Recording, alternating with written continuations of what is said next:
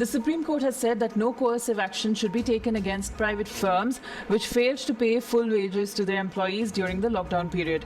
A bench of Justices Ashok Bhushan, Sanjay Kishan Kaul and M.R. Shah asked states to facilitate settlement between firms and employees over wage payment and submit reports before the Labour Commissioners.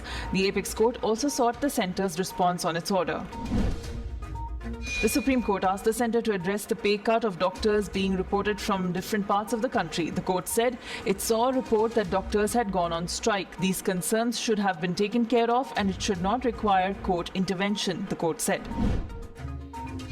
Rajasthan Chief Minister Ashok Gehlot said democracy was being destroyed by Prime Minister Narendra Modi and Amit Shah at a time the country is fighting the coronavirus, alleging attempts to topple his government by the BJP. The Congress complained that the BJP has been trying to poach MLAs and independents on its side ahead of the Rajya Sabha elections. The ICMR's first phase of a nationwide sampling to check for the pandemic spread via testing for antibodies has found that the lockdown was successful in containing the spread. Surveys find that less than 1% of 26,400 people randomly chosen from 65 districts with varied caseloads were exposed to the coronavirus in the first month of the national lockdown.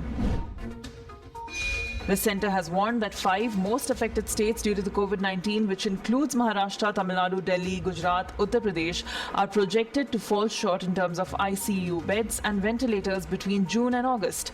The projections warn that 17 districts, including Gurugram, Mumbai, Thane, Palghar, Jalgaon, Chennai and Gautam Budh Nagar, run the risk of capacity shortfall in the next 1 month if the current trend continues.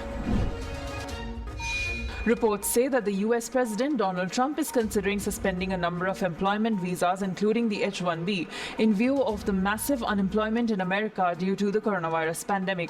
The proposed suspension could extend into the government's new fiscal year beginning October 1st, when many new visas are issued. The H-1B visa is sought after by Indian professionals.